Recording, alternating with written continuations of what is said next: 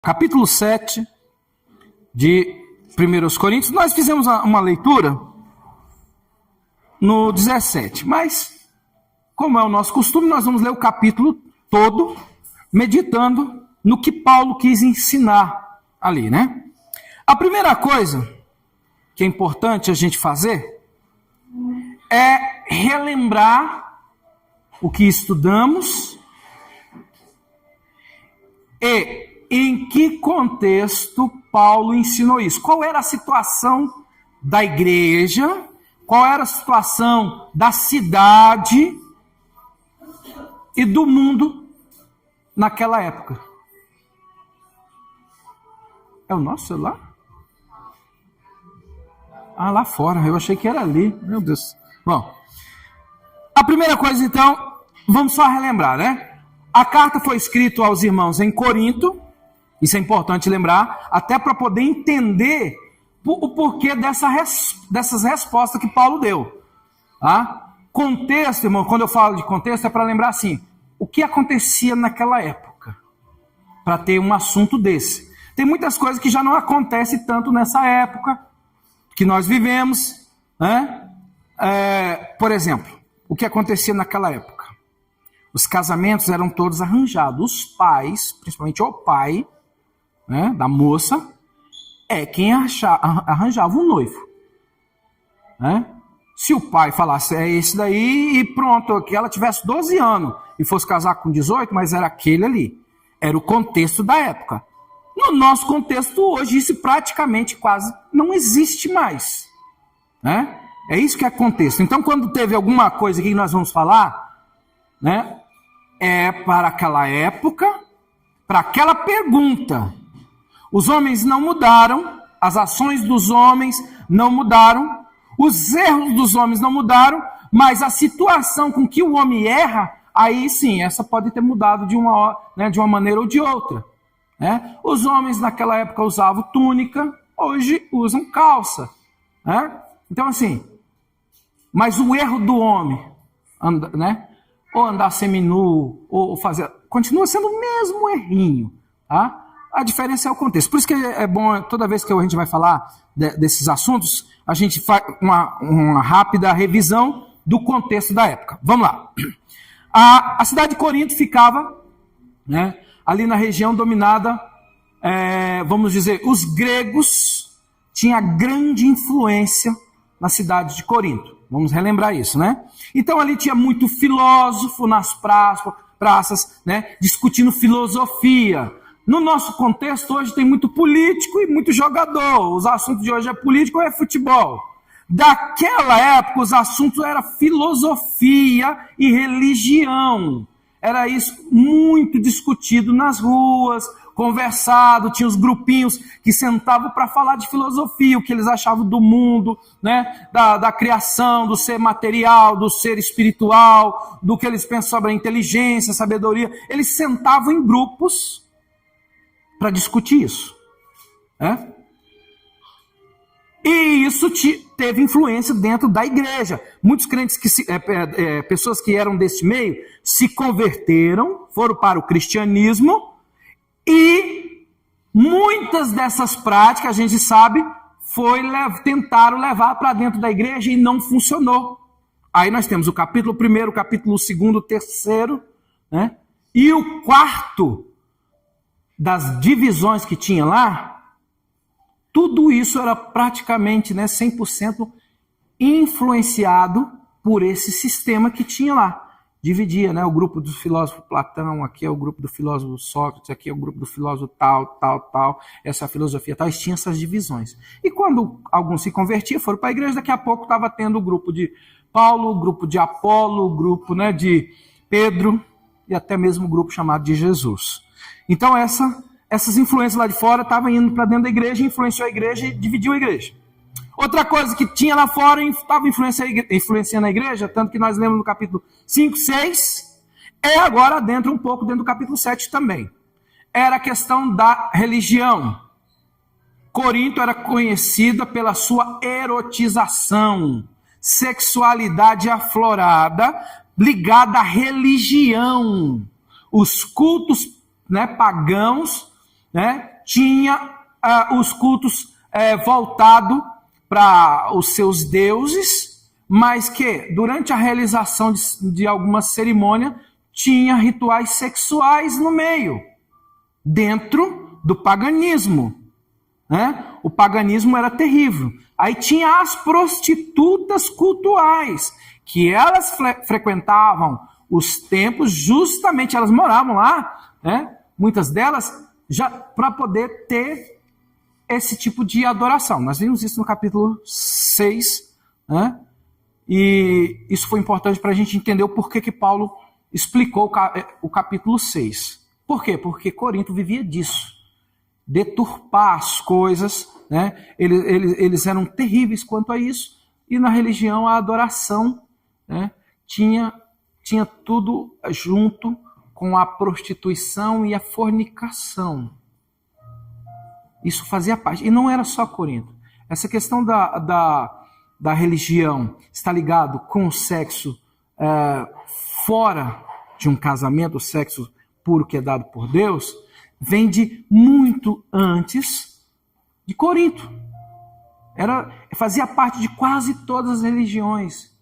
Tanto que lá no tempo de Moisés, né, teve quantas vezes Israel caiu, porque o culto a Baal, né, que era para eles, para os cananeus, o Deus maior deles, o Deus da fertilidade, tinha que ter relações sexuais promíscuas no templo e até mesmo algumas variações sacrifício de crianças, para que os deuses abençoassem a plantação, né? Era símbolo de fertilidade.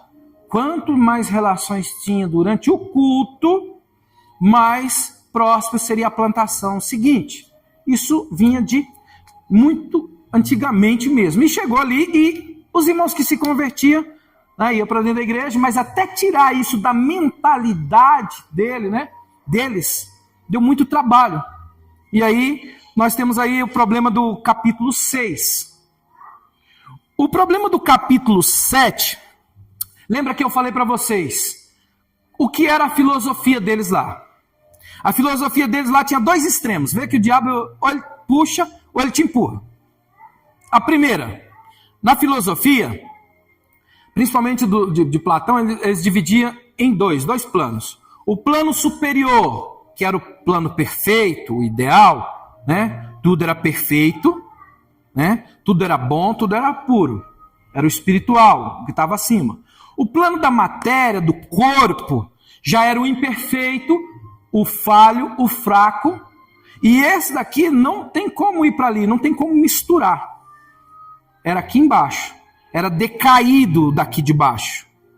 O plano material, do corpo, da matéria, do que pode pegar, tudo era imperfeito e no fim tudo era mal. O corpo é ruim, né? É pecaminoso, né?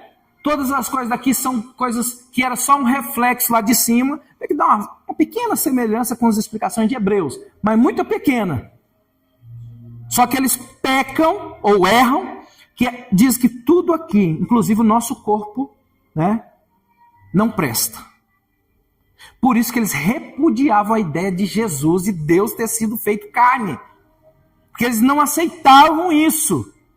Eles não aceitavam, tinha uma vertente lá que não aceitava que Deus, o poderoso, o supremo, ia se tornar homem. Não podia. Isso era inaceitável. Muitos diziam que Jesus tinha uma forma parecida com carne. Mas ele não era, porque ele era Deus. Então tinha essa divisão dentro lá da filosofia. E esse povo foi para dentro da igreja também. Alguns se converteram e foram lá para dentro, que tinha isso na mente. Vocês lembram que... Quer ver? Vou dar um exemplo bem rapidinho, vocês vão entender por que eu estou citando isso. O cara que é devoto do Padre Inciso e vem para a igreja evangélica. Ele vai demorar um pouco de tempo para tirar as manias que eles tinham daquele rito que o pai foi criado, o avô foi criado, e a pessoa até uma certa idade foi criada, mas agora foi para a igreja evangélica e sabe que aquilo ali tudo é idolatria e compreende, aí até ele Até largar de falar Maria vai demorar um bocado. A superstição. E, irmãos, isso aí é o pior. Até pior. Até hoje, muitos evangélicos ainda guardam algumas coisas da superstição daquele tempo. Agora você imagina o povo que vivia numa filosofia que acreditava que tudo que era espiritual era supremo. Tudo que era da carne não prestava. E aí agora, como é que Deus se torna carne? Não tem como. Essa pregação não presta. E muitos não criam. E ainda mais ressuscitar. Vê que Paulo foi pregar em Atenas, lá em Atos, e o povo queria escutar o que aquele pregador estava falando. E foram escutando, Paulo pregando. Quando Paulo falou que Jesus tinha ressuscitado dos mortos, eles levantaram e foram embora. Não, acerca disso nós te ouviremos outra hora se der certo. Não quiseram ouvir. Ressurreição, essas coisas, não entendiam. Tá, esse lado aí diz que o superior. Então aqui tudo que dá carne não serve. É um problema. Gravem isso, porque quando nós falarmos de casamento, nós vamos lembrar dessa parte. A parte superior, plano superior, espiritual, 100%. Tudo que é daqui de baixo não presta. A árvore não presta, a água não presta, o corpo não presta. Tudo é mal, nada presta. Por isso que não tem esse negócio de morrer e Deus depois ressuscitar e levar para o céu. E tinha o outro lado, do extremo, que podia tudo você pode fazer. Todas as coisas me são lícitas, eu posso fazer de tudo. Ainda mais se for em nome da religião, como eu falei no capítulo passado, que a pessoa estava na igreja, mas dava o dia do culto à deusa Diana, ou à deusa Artemis, ou à deusa que tinha... como é que era o nome da deusa? A deusa do sexo lá, agora esqueci, do amor que eles chamam. Afrodite. Aí, da Afrodite mesmo, imagina, acho que não tinha vaga para poder, tinha que marcar, Porque a bagunça era grande, em nome de uma religião. Porque não tinha nada. Porque, tenho carne, sou um ser humano, sou uma pessoa, e o sexo foi dado para mim, então eu tenho que... Parece com alguma coisa de hoje, Aproveita quando você é jovem, aproveita quando você está vivo. Depois de velho não quer fazer mais nada. Esse extremo aí. Então nós vamos lembrar dos dois extremos aqui na frente. Com isso, irmãos, a gente pode começar a falar. Mais uma coisinha. Naquela época, a igreja, não só naquela época, a igreja mesmo, que procura zelar pelas coisas do Senhor Jesus, sempre foi perseguida. Até hoje. Quando você quer andar piamente com Cristo, muitas pessoas vão querer te perseguir. Perseguir nem só no sentido de querer te matar, igual em muitos lugares no Oriente ou no passado. Mas de perseguir, te difamar, falar mal de você, procurar um errinho em você para te apontar para o resto, você não vale mais nada. Quer ser crente, mas faz isso já, porque quer ser melhor do que todo mundo. Então, isso aí tinha lá também. Só que lá ainda era pior. Em muitos casos, se tornou cristão, perdia o direito de entrar nas sinagogas. A sinagoga dava direito para a mulher pedir o divórcio. O chefe da sinagoga dava direito. Por exemplo, se o marido se converte e a mulher não, o chefe da sinagoga falava que ela podia pedir o divórcio, que aquilo era legítimo, porque ele abandonou a religião da família. Então ele não serviria mais para ela, ele era um herético, podia pedir o divórcio. Quando não perdia a casa, quando o próprio governo romano espoliava os bens. Então tinha esse lado dessa perseguição. Você estava aqui, mas você tinha que ficar sempre atento, que qualquer coisa podia bater ali no portão e tá todo mundo preso, porque aqui é um lugar de crente que cultua Jesus. Então, pronto, montei o cenário aqui para a gente agora discorrer nesses versículos aqui. Nós vamos começar com o versículo primeiro, diz assim, Lembra que nós falamos sobre os problemas ali atrás do capítulo 6, tá? Da fornicação, etc, etc. Olha aqui quando entra, Ora, eu vou ler na versão King James. Ora, acerca das coisas que me escrevestes... Vou dar uma pausazinha que tem uma vírgula aqui. Acerca das coisas que me escrevestes. Muitas vezes você vai ler isso aí, você atropela essa palavra, você nem olha do que você está falando. Quando ele fala assim, acerca das coisas que me escreveste, quer dizer que alguém já tinha feito aquela pergunta por escrito. Paulo não estava em Corinto. Ele estava em Éfeso. E lá no capítulo 16 dessa carta, diz que o irmão Erasmo e mais 2 foram com ele lá.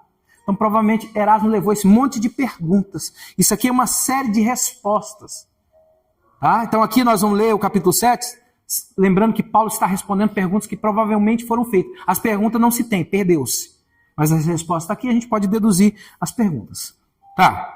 Ora, acerca das coisas que me escreveste, digo, bom seria que o homem não tocasse em mulher.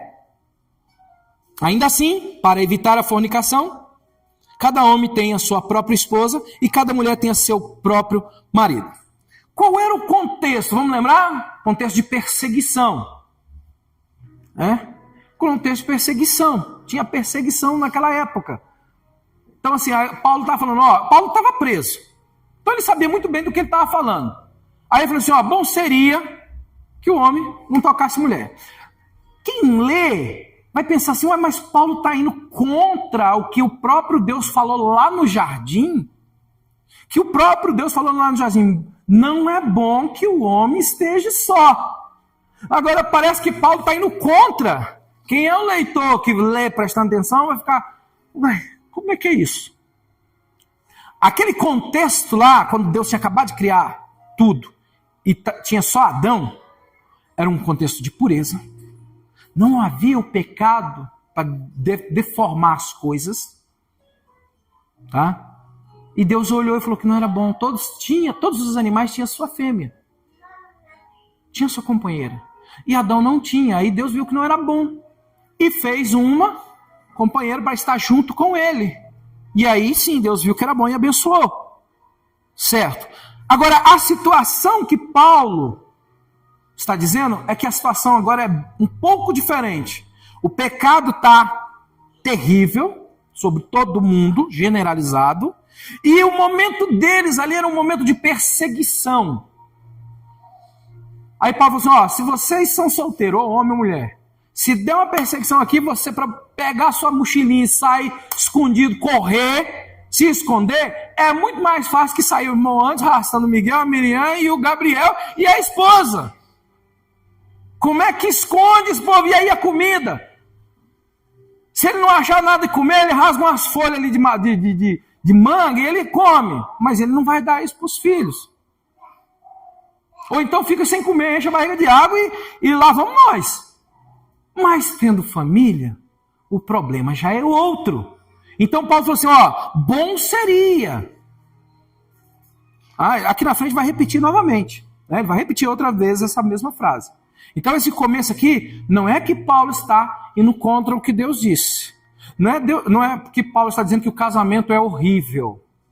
E Paulo já está falando, não casa não, gente. Casamento é só problema. Não é isso. Casamento é bênção. O problema somos nós. Casamento foi a primeira. Antes de haver religião sobre o mundo, Deus fez o primeiro casamento. Então o casamento vem primeiro que a religião. Então neste caso, esse era o problema. Por isso que ele falou assim, bom seria se o homem não tocasse mulher. Mas, versículo 2, ainda assim, para evitar a fornicação, cada homem tem a sua própria esposa e cada mulher tem a seu próprio marido. Aí sim, quantas esposas nós podemos ter, irmãos?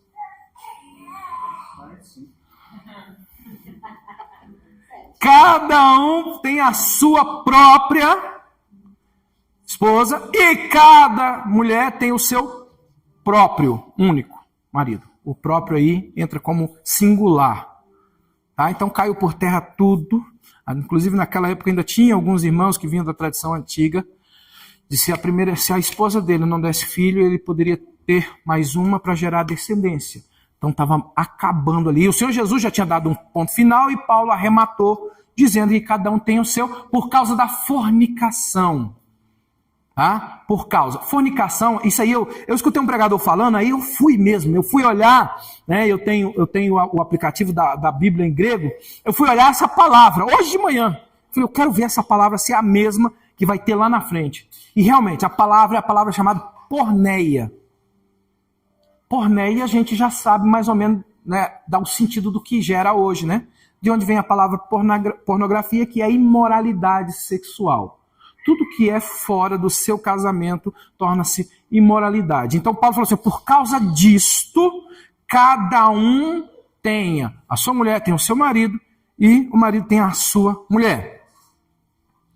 Aí vem a coisa interessante, Por isso que até dos 2 cultos eu pedi para tirar os juniores. Que isso aqui para a idade deles ainda não, né, ainda estão muito verdinhos. Veja bem. O marido cumpra. Eu queria que tivesse outra tradução aí para ver se a gente consegue ler a mesma palavra. O marido, eu vou ler em duas aqui. O marido cumpra a sua obrigação conjugal para com a esposa e da mesma forma também a mulher ao marido. A esposa não tem poder sobre o seu próprio corpo, mas o marido. E também, semelhantemente, o marido não tem poder sobre o seu próprio corpo, mas a esposa. Não vos defraudeis um ao outro, exceto se com consentimento por algum tempo, para que se dê ao jejum e à oração. E ajuntai-vos novamente, para que Satanás não vos tente pela vossa falta de autocontrole. Bom, aí começa tem alguma leitura que é um pouquinho diferente aí, com alguma outra palavra? Pague, né? Deixa eu ver se é a versão revista e corrigida. O marido, da mesma maneira. Pague. Tem alguém que tem outra palavra a não ser pague? Versículo 3. Todos falam pague? Pague, né? Tá. Pagar nem é simbolismo, já diz claramente, é dívida. Quando você deve algo, é uma ordem. Pague. É o mesmo sentido que está falando assim, o marido pague, né? Pague. Vou ler novamente aqui com calma. O marido pague a devida benevolência. Na outra tradução, o marido cumpra a sua obrigação conjugal, tá? Quando existe o casamento, existe dívida, mas é dívida de cada um. Quando eu entro num casamento, eu devo para minha esposa. E se ela entrou num casamento comigo, ela deve a mim. Então, quando você está num casamento, você não é aquele que vai cobrar, né? Você é aquele que vai pagar. Quando o pensamento é de cobrar, geralmente começam os conflitos. Começam os conflitos quando você entra num casamento achando que, no caso de nós homens, a mulher, você tem que me dar um jeito, tem que me satisfazer. Quando você entra com o pensamento que ela te deve, você, que é o cobrador, já começa errado. Paulo ensina assim que quem entra devendo. É dívida. Então, eu tenho uma dívida para com a minha esposa. E é isso que me importa. Aí ela olha o versículo e fala assim, eu tenho uma dívida para com o meu marido. Quando se tem um relacionamento, não é uma questão de um merecer ou no outro merecer. É uma questão de dívida. Viver a dois é uma dívida de um para com o outro. Se você entra num casamento achando que você... Eu não sei quem foi que teve essa frase, eu achei tão interessante, falou assim, eu não me casei para ser feliz. Não sei quem foi que postou isso. Eu me casei para fazer o outro feliz. Quando você entra com esse pensamento, você já entra com a obrigação e com a preocupação de fazer o outro feliz. Tal qual a gente quando fala aqui da oração. Irmãos, não se preocupe de orar por você. Ore pelos outros. Ore pelos outros. Porque quando você ora por 1, 2, 3, 4, 5, saiba que 5 estão orando por você. Quando você só ora por você, então a sua oração é só sua e só você ora por você. Não, eu vou orar por mim. Moano vai ao joelho e ora por ele. Quantas orações ele está recebendo? Só dele. Mas se eu entro aqui, falei, não vou orar por mim, vou orar por ele, vou orar por ele, vou orar por ele, vou orar por ele. E eles fizeram a mesma coisa, olha o tanto de gente que está orando por mim. É nesse sentido. Quando eu entro num casamento, eu entro com dívida. Eu tenho uma dívida a ser paga todos os dias. E no sentido aqui que a gente entra, no sentido sexual, também. Muito mais, porque nós estamos cercados de fornicação, de pressão da mídia, de pressão de todos os lados, para que você tem que desfrutar do sexo de qualquer forma, do jeito que vier, morre. É assim. E você entra num casamento, como disse no primeiro versículo, primeiro se protege, para evitar a fornicação, que é contra Deus. Nós estudamos no sábado passado, né? Quando você se une com a prostituta, você está pondo o próprio espírito, se você é crente, você está levando o próprio espírito para uma união dessa, né? Então agora aqui, você se protege, só que você não entra com um pensamento assim, ela que se vire, ela tem que me satisfazer. Não importa, estou nem aí. Não, o pensamento é o contrário. O pensamento é, eu estou devendo. Por isso que Paulo fala, pague a devida benevolência, ou a sua obrigação marital. E aí, ele diz aqui, e é os dois, veja bem que não é machismo. É o homem deve à mulher e a mulher deve ao homem. Aí no versículo 4 diz assim, a esposa não tem poder sobre o seu próprio corpo, mas o marido. E também, semelhantemente, o marido não tem poder sobre o seu próprio corpo, mas a esposa. Então, quando você é jovem, quando você é solteiro, o seu corpo é só seu, você manda nele. E você pertence ao Senhor e vive para fazer a vontade do Senhor, para agradá-lo. Mas quando você vai entrar num casamento, talvez seja uma das palestras que jovens antes de casar têm que escutar, seria isso.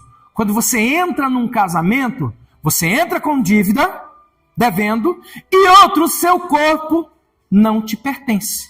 Mas, a partir do momento que você diz sim, o seu corpo não te pertence. Tanto e ele fala nos dois sentidos, homem e mulher. Então o machismo cai por terra, que é o homem que, né, que não, nas culturas antigas e talvez no meio mundano, né, o homem é o que é o dominante nessa questão sexual. Ele quer porque quer, a hora que quer, e quando não quer, né, ele quer quantas ele achar que deve ou não. Tem esse erro diabólico no meio. Mas é o contrário. O corpo dele pertence a ela, biblicamente. Não sou eu que falou isso, né? Quem falou isso foi o próprio Paulo, inspirado pelo Espírito. E o corpo dela não pertence mais a ela, pertence a ele. Ou seja, o corpo dele é para o deleite dela e o corpo dela é para o deleite dele. Veja que a visão da bíblica é tudo ao contrário do que a gente está acostumado com o mundo. O homem está com problema, né? Ele vai ali, passa naquela rua de cima, não sei o nome daquela avenida ali, do outro lado ali, perto do Tatico. Uma hora dessa, tá cheio, né? Oferecendo. Se ele tem dinheiro no bolso, o corpo é dele, ele paga por aquele período de tempo. Aí você vê assim, o homem é tudo safado, mas quem está ali vendendo o corpo? Não é mulher? Então não tem como escapar. Homem e mulher estão todos no mesmo barco. Estão todos no mesmo barco diante de Deus. Agora, dentro do mundo que Deus, né, onde Cristo reina, já é o contrário. Eu tenho que ter na minha mente uma preocupação como satisfazer a minha esposa. Esse é o pensamento que Cristo coloca em nossas vidas. De que maneira eu deixo ela mais feliz? A minha missão, e isso depois nós vamos ver que tem a missão, o que o homem casado, os casados têm por obrigação e o que os solteiros têm. Tá? Então uma das minhas preocupações como casado e aí extrapola o sentido sexual, vamos para o sentido de convivência, de tudo. Qual é a minha preocupação? É como a minha esposa vai estar feliz diante de Deus. Como eu posso proporcionar isso? É uma dívida, né? Tem que ser paga, senão você é caloteiro. E caloteiro, ninguém gosta de caloteiro. E você acha que Deus vai gostar se você for um caloteiro com a sua esposa? Ou esposa, né? Caloteira com seu marido? Cuidado, é para os dois lados. Porque se os dois pensam assim, que eu tenho uma dívida, que jeito que eu deixo o meu cônjuge feliz? Do outro lado, os dois sendo cristãos, vai ter o mesmo pensamento. Então ele vai fazer o possível para deixar ela feliz. Em contrapartida, ele vai receber dela o melhor, que ela vai se esforçar para deixá-lo feliz. Não tem como dar errado isso. Mas quando eu sou egoísta e penso no meu, eu vou sofrer. Quando eu penso no meu bem-estar em primeiro lugar, no que eu preciso, né? Aí é problema. Vê que um dos grandes problemas, eu até acho que contei para os irmãos, fui dar um testemunho lá. Um dos primeiros problemas que eu tive que resolver como pastor, isso há 22 anos atrás. Eu tinha 1 ano e pouco de pastorado, eu chego numa casa, visitando um casal. Eu conheci esse casal, mas ele não era nem da nossa igreja. Mas eu era conhecido deles e tal. Eu fui só fazer uma visita. O pastor deles era um outro pastor. Quando eu chego lá, eu vi que o semblante não estava muito bom na casa. Nem dele, nem dela. Mas aí eles já foram logo, como a gente conhecia, já foi rasgando o verbo. Nós já estamos acertando a separação. Nós vamos divorciar. Eu falei, mas por quê? O que aconteceu? Irmãos. Aí ele deu um sorrisinho. Eu vi que ele estava sem graça de falar do assunto. E ele era bem mais velho que eu. À época eu tinha uns 26 anos, 27 anos. Né? E eu vi que ele ficou sem graça. A irmã não teve vergonha, não. Eu vou largar dele. Ele não está prestando como marido, como homem, não. Aí já me acendeu um alerta. Eu fiquei até meio sem jeito de perguntar, como assim? Ela já entrou, né? Chegou no assunto logo de uma vez. Não, esse camarada aí não me liga, não liga para mim como mulher, eu estou subindo nas paredes. Irmãos, aquilo ali, eu não sei se eu não perguntei se eu estava vermelho, mas eu devo ter ficado, porque deu uma queimação no meu rosto por dentro, porque assim, ele estava do lado, estava eu assim sentado no sofá, mais um irmão comigo, e ela sentou assim. Eles não eram casais de novo, eles já tinham filha moça. Eles tinham filha moça, a filha dele, acho que naquela época a filha dele deveria ter uns 15, 16 anos. Eles já eram casais para cima dos 40. E ela falou desse jeito na frente dele. No momento, na hora que ela falou, ele não respondeu nada, ele ficou quieto. Eu não sabia se eu olhava para o rosto dele ou se eu baixava a cabeça. Porque aquilo eu fui pego de surpresa. Ela falar que ela estava subindo as paredes e ele não ligava para ela. Foi assim que ela disse. Ele vai para o banheiro, ele se masturba lá e me deixa.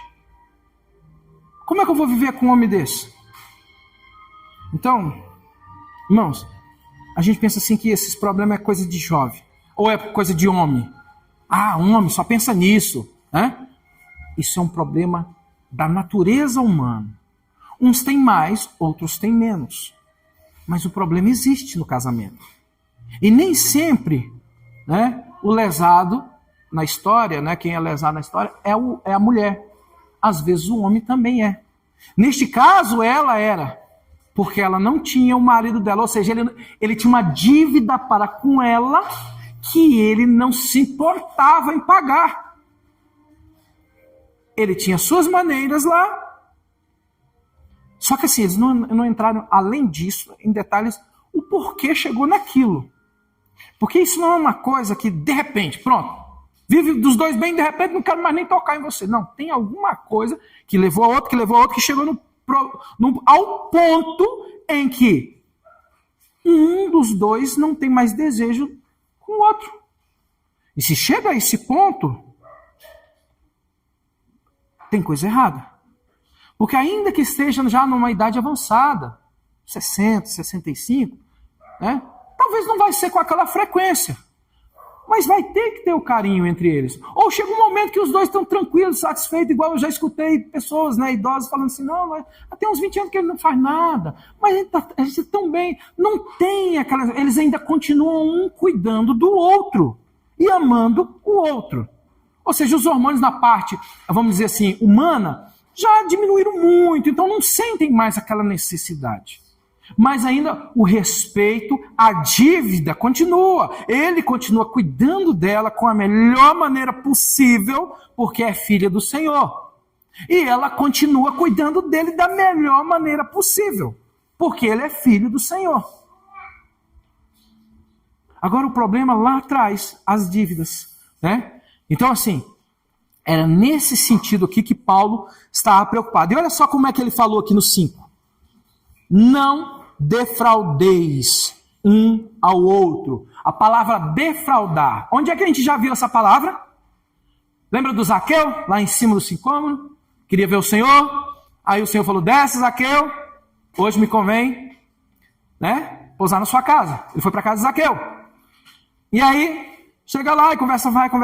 Zaqueu se levanta. Senhor, eu dou a metade do que eu tenho aos pobres. Eu vou dar a metade. E se alguém eu defraudei, eu vou restituir quadruplicado. Defraudar. A mesma palavra, ele diz, ó, se eu defraudei alguém, eu vou devolver. Então, defraudar, o que é? Se ele vai devolver, o que é defraudar?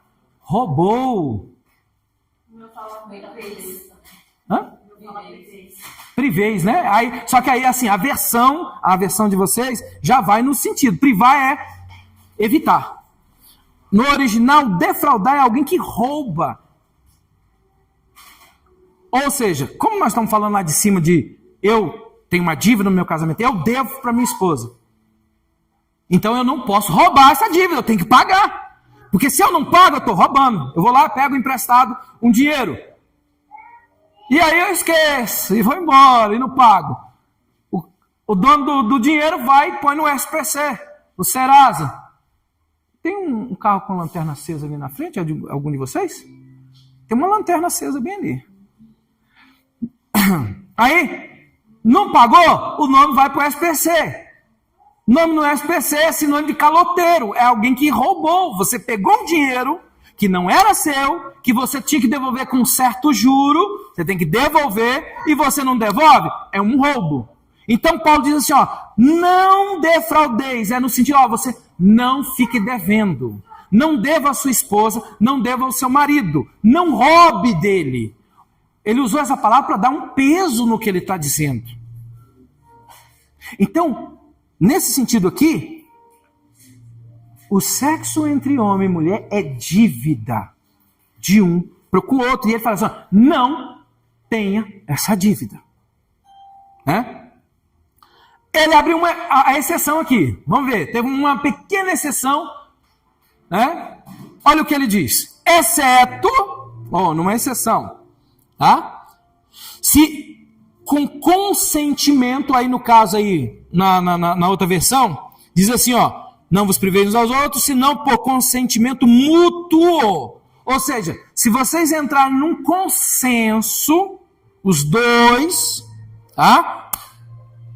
Num consenso, eu vou ler na versão que a gente está lendo aí. Por algum tempo, então, primeira coisa, tem que ter o consenso.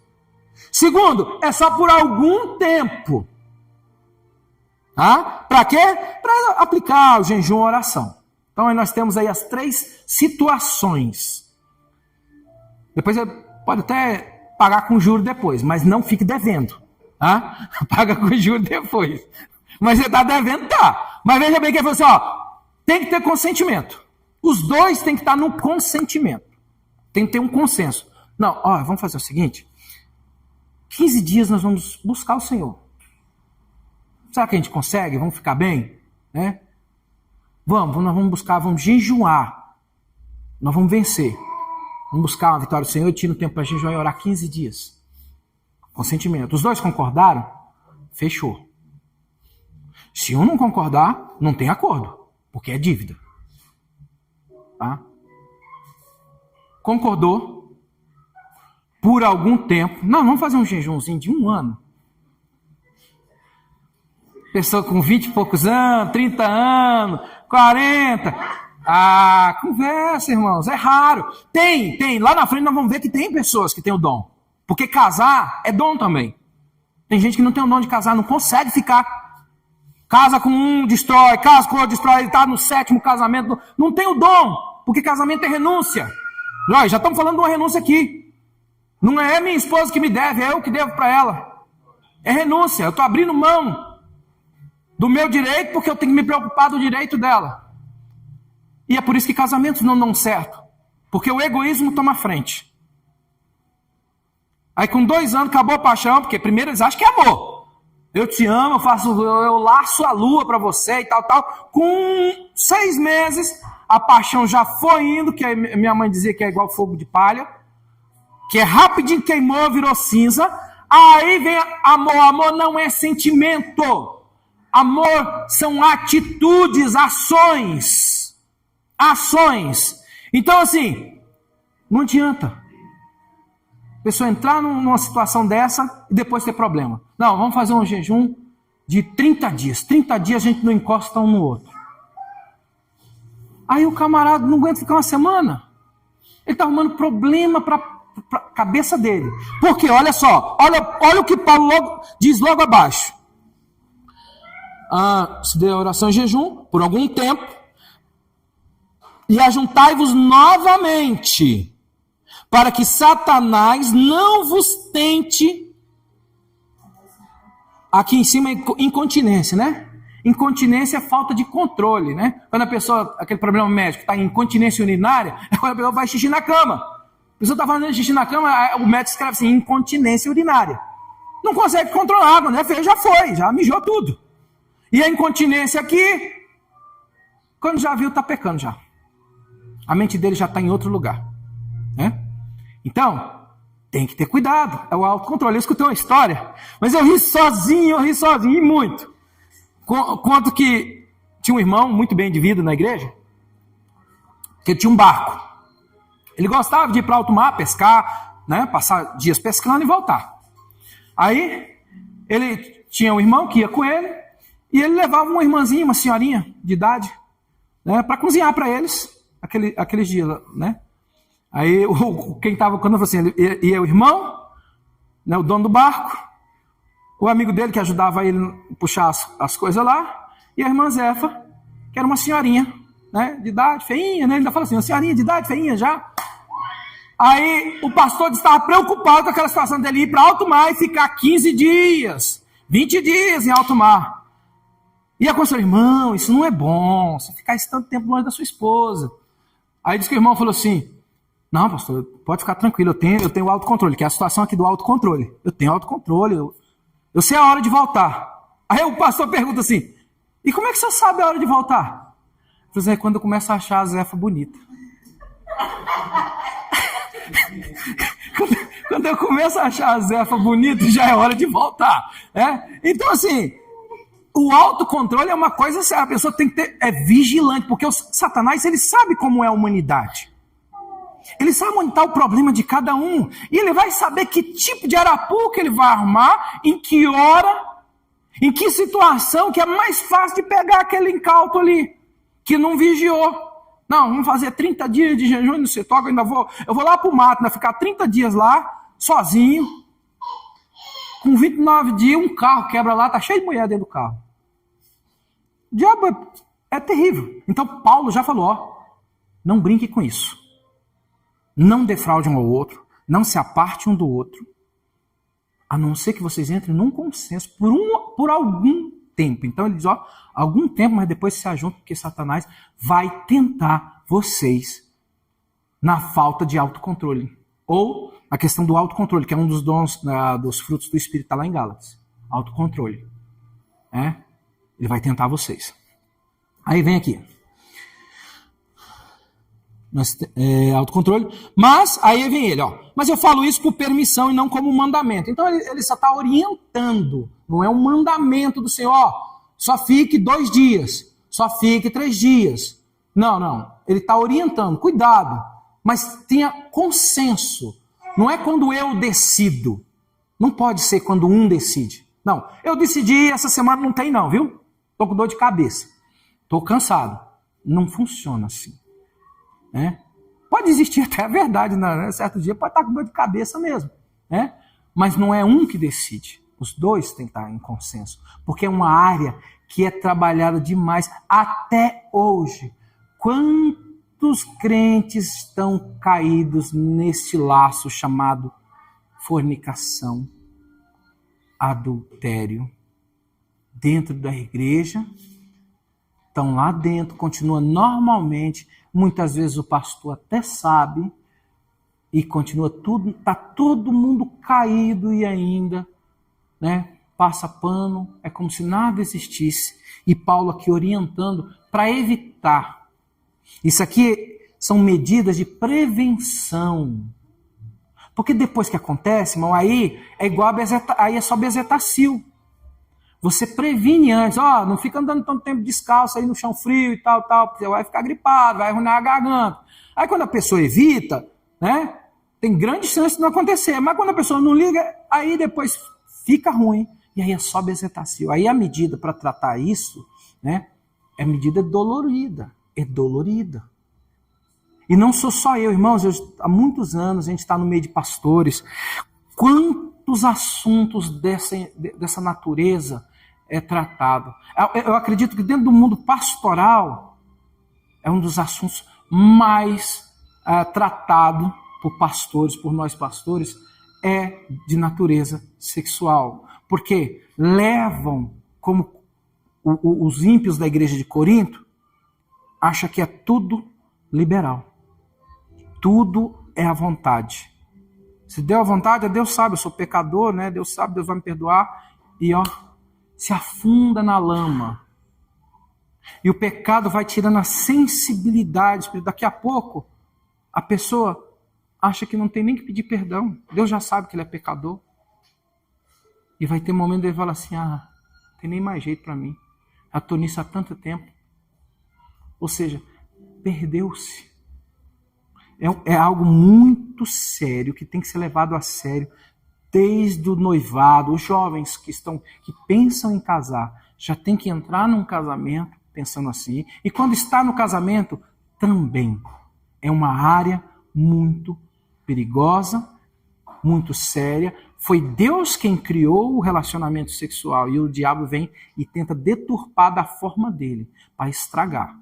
Então Paulo aqui está sendo, né, uma pessoa que está dando as orientações para evitar problemas que vão ser muito piores de ser tratado, né? Nós temos aqui, a partir do 7 nós temos um diferencial que nós vamos para o outro extremo lá de Corinto, né? Veja bem, porque eu gostaria que todos os homens fossem como eu, mas cada homem tem o seu próprio dom de Deus, um de uma maneira e outro de outro. Paulo, nessa época, ele era solteiro. Não se sabe se Paulo era viúvo, né? Não se sabe se a mulher dele tinha pedido divórcio mesmo, né? E por ele ter se tornado cristão, que aí a sinagoga fazia isso, né? O fato é que ele conhecia muito. Então, só uma pessoa para falar isso aqui tudo é uma pessoa que realmente sabia o que era um casamento. Né? E ele repetiu, cada um tem um dom. Como eu disse, casar não é para todo mundo. Lá em Mateus, quando o Senhor Jesus estava falando acerca do divórcio, um dos discípulos falou assim, Senhor, então se é essa situação, então não convém o homem casar. A resposta do Senhor Jesus foi, né? Vamos ler a resposta dele? Mateus 19. Bem com calma, qual foi a resposta do Senhor Jesus? Mateus 19.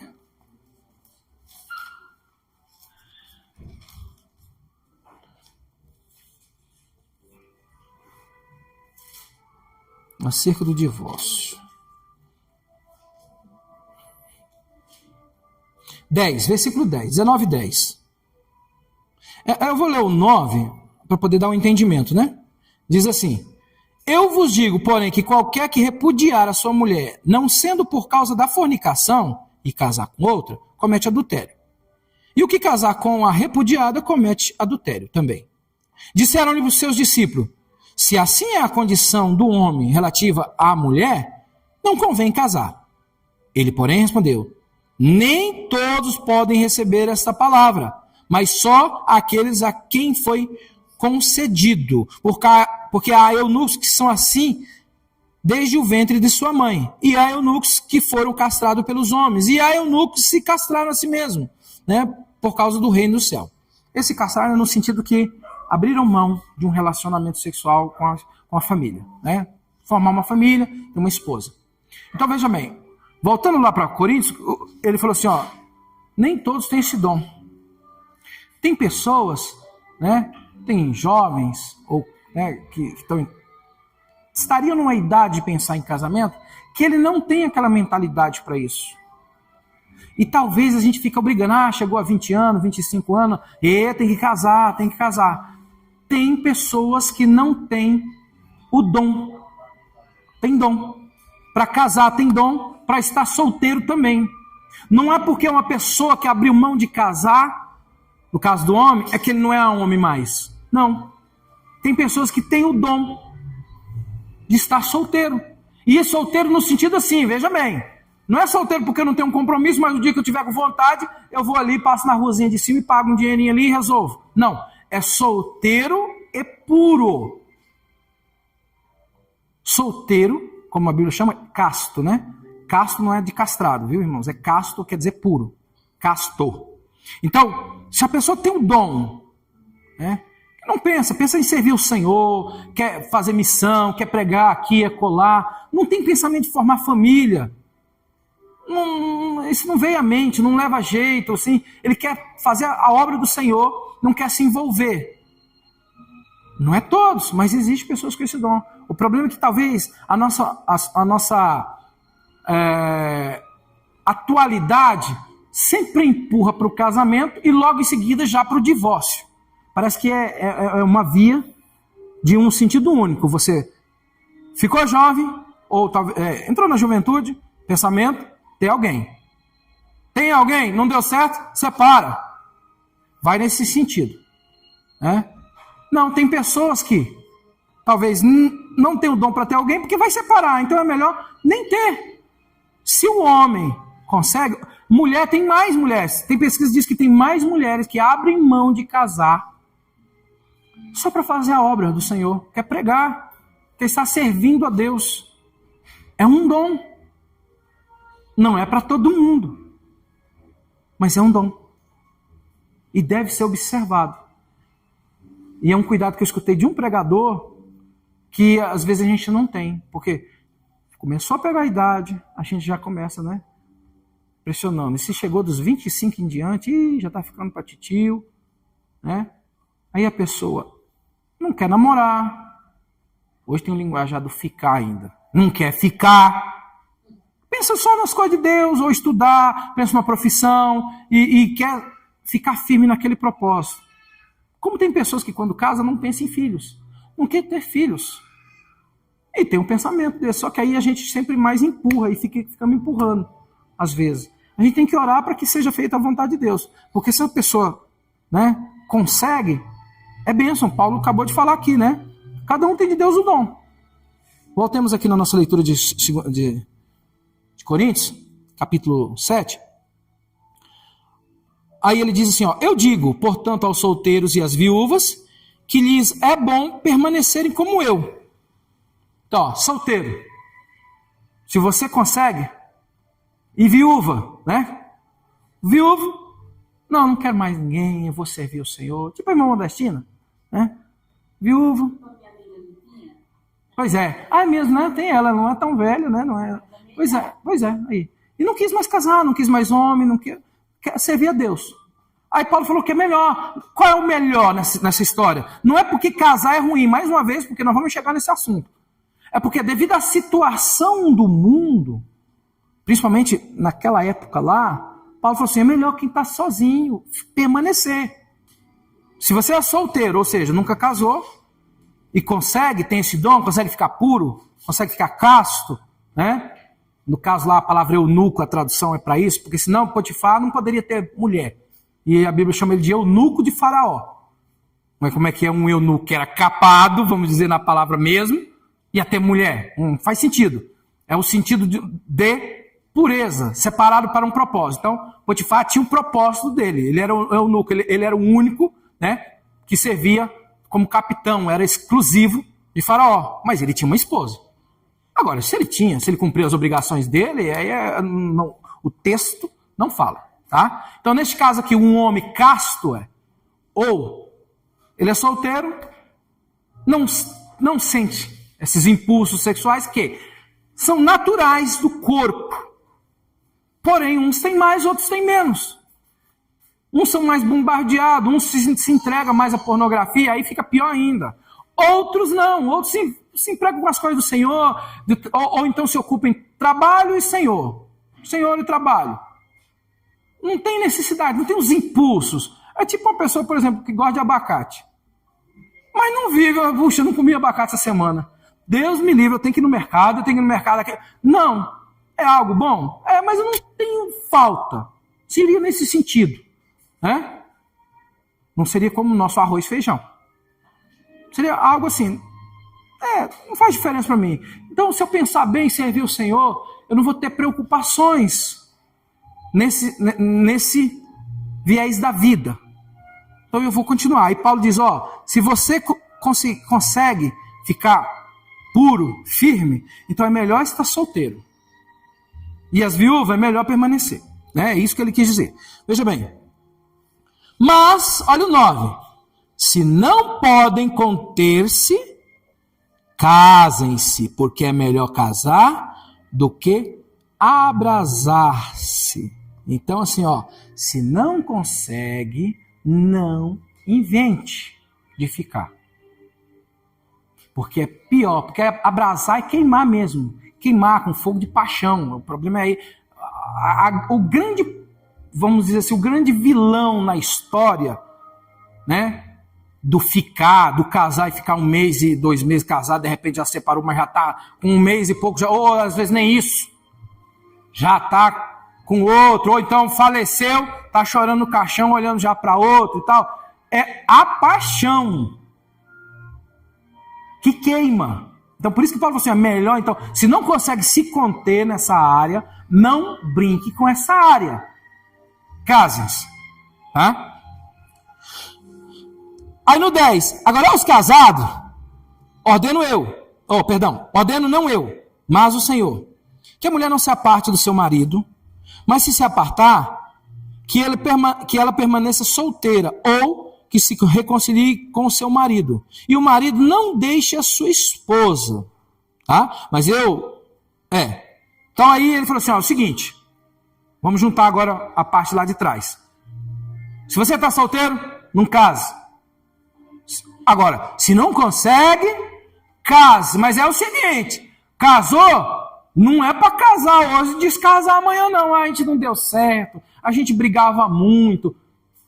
Ordenança do Senhor, não separe. Paulo não está dando conselho, ele falou assim, é a ordenança do Senhor. Se você, aquele negócio, você está aqui fora, se você entrar, não tem como sair mais não. Não pode. Ordenança de Deus. Não separe. Aí é lógico que lá o próprio Senhor Jesus deu a única, vamos dizer, os únicos 2 casos, né? O Senhor Jesus deu um e depois aqui Paulo deu o segundo caso na questão do divórcio. Só nesses casos, né? Mas, no geral, a mulher não lavou minha cueca, isso não dá certo, nós não vamos viver. Não vai dar certo, eu chego em casa, né, a comida está queimada, isso não vai dar certo, de repente, ele já entra com o sentido de cobrança e não de dívida. Né? E ela tem que me aturar, me tirou da casa dos meus pais, o quê? Eu fiz desse jeito mesmo, aí ela faz queimada com alguém, em vez de saber que a dívida dela é de fazer algo bem feito. E a dívida dele é de fazer algo bem feito para ela, né? Tem 2 perguntas, vai.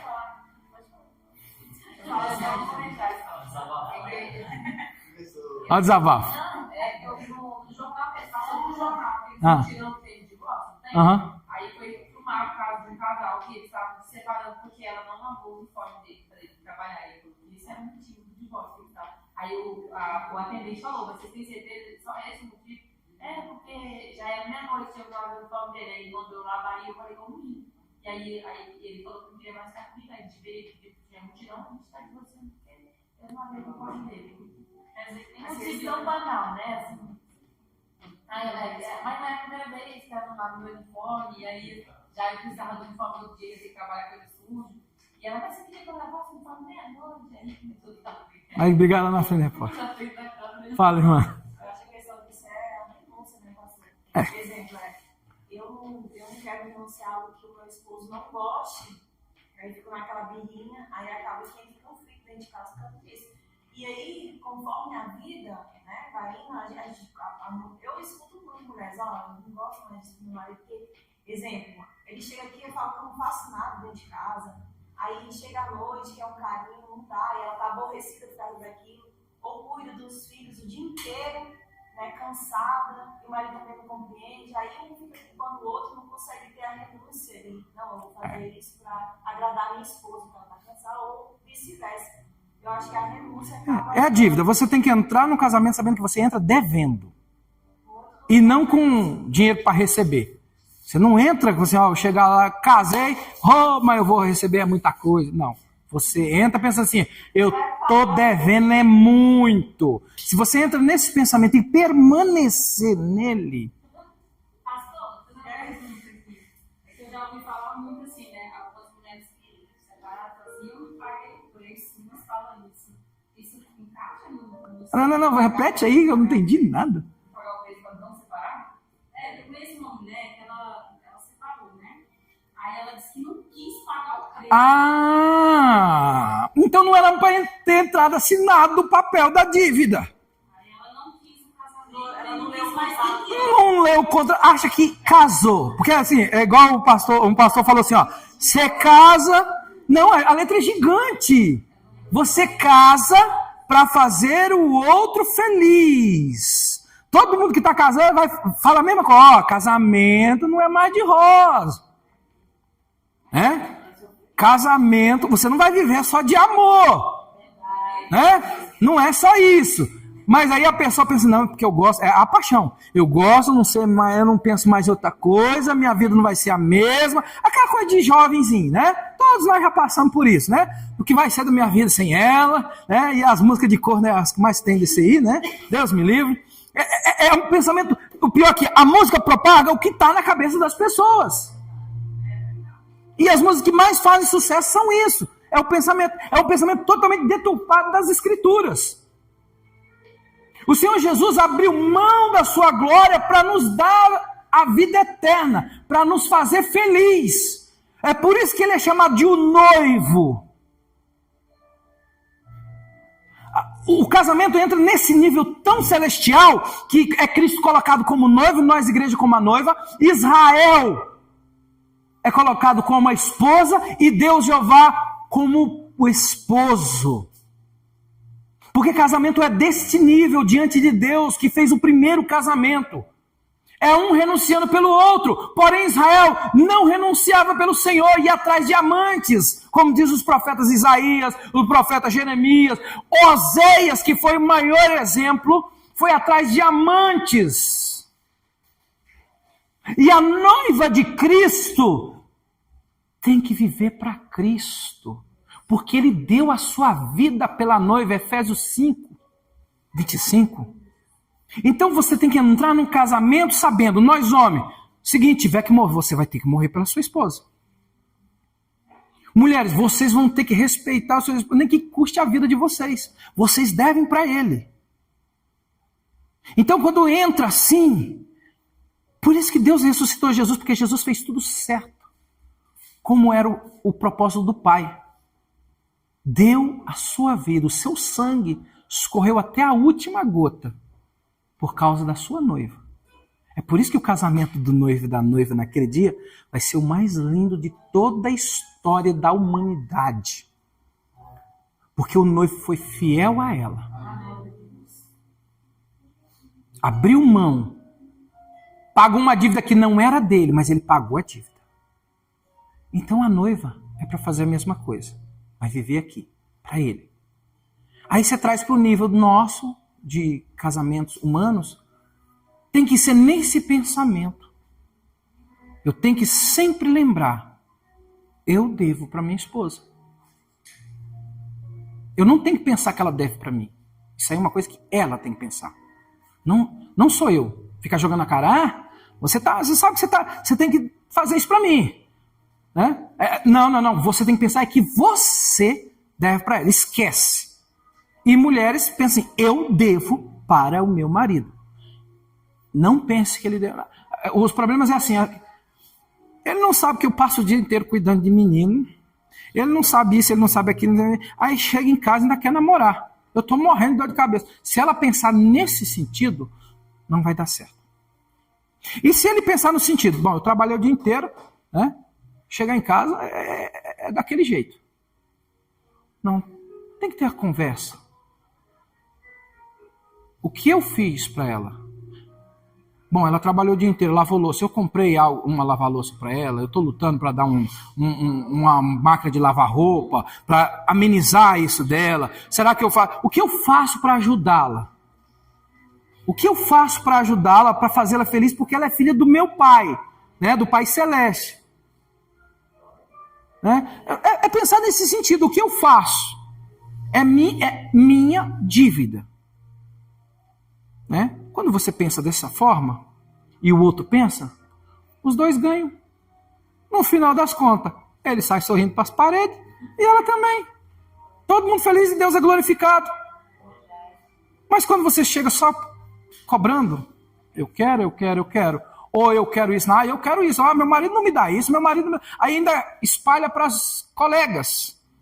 Aí piora mais, aí você estraga tudo. E ele nem quer chegar em casa. Já vem pelo meio dos caminhos, já para na casa dos amigos, ou para no boteco. O pai não quer saber da família e chega em casa já na hora de dormir, porque não quer um momento com a esposa. Como assim? Então os dois falham quando pensam em si. Quando se pensa no outro, não tem como falhar. Né?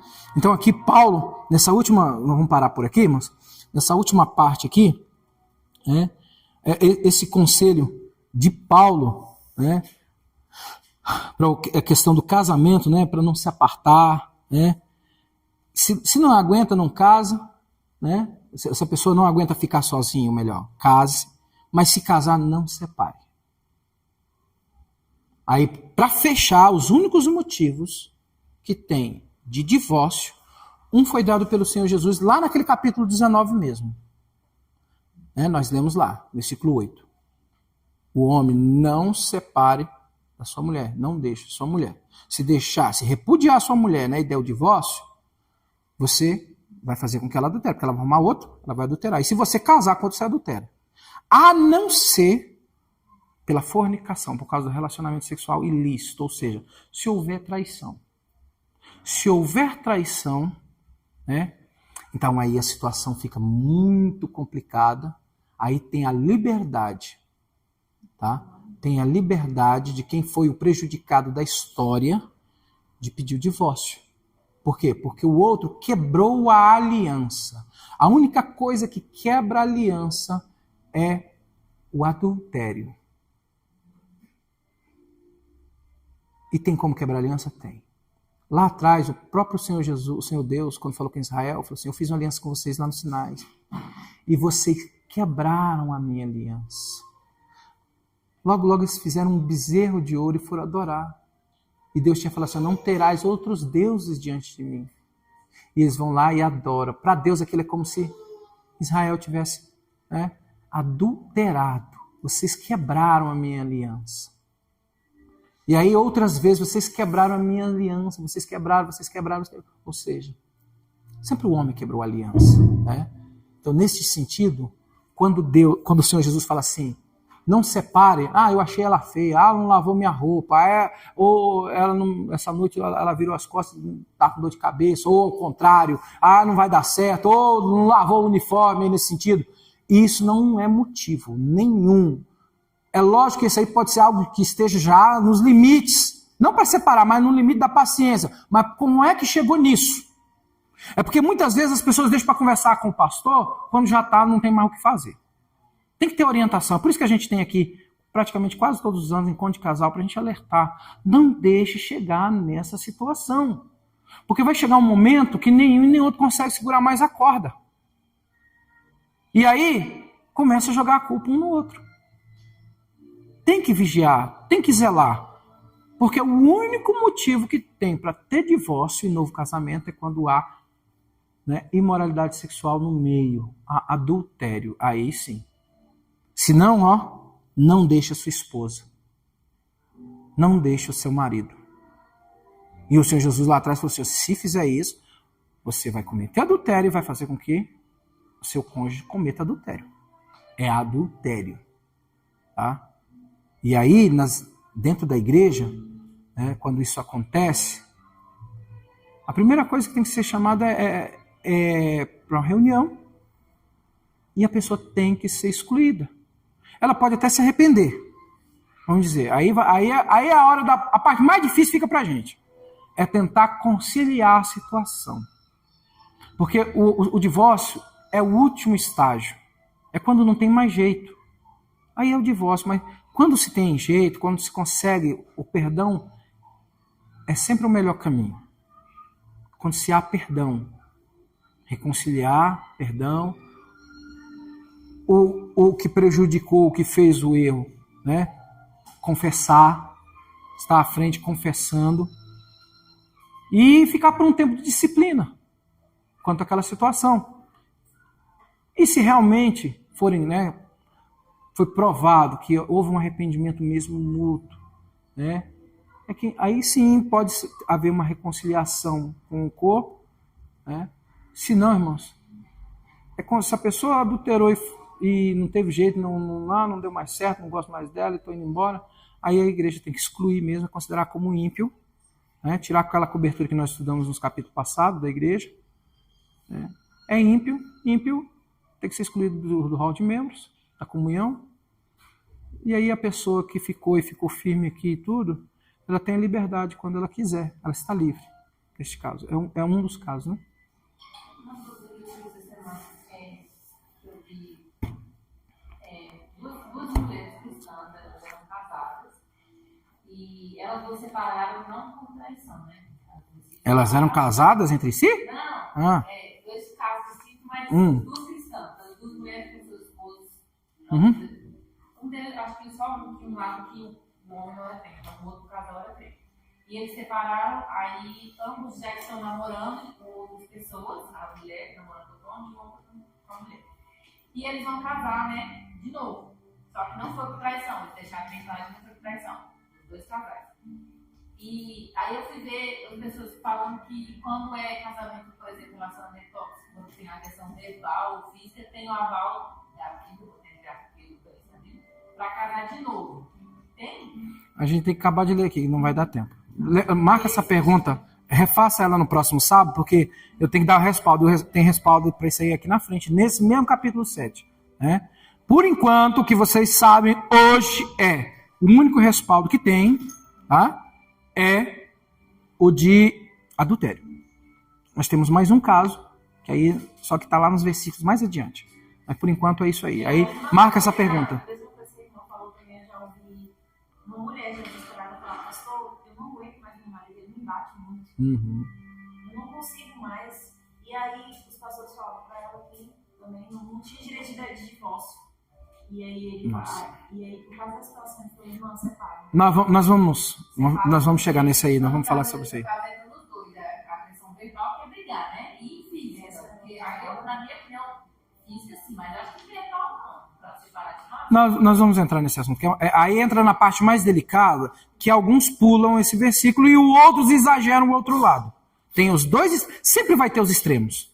Tem gente que acha ruim e tem que separar porque não lavou a roupa do outro.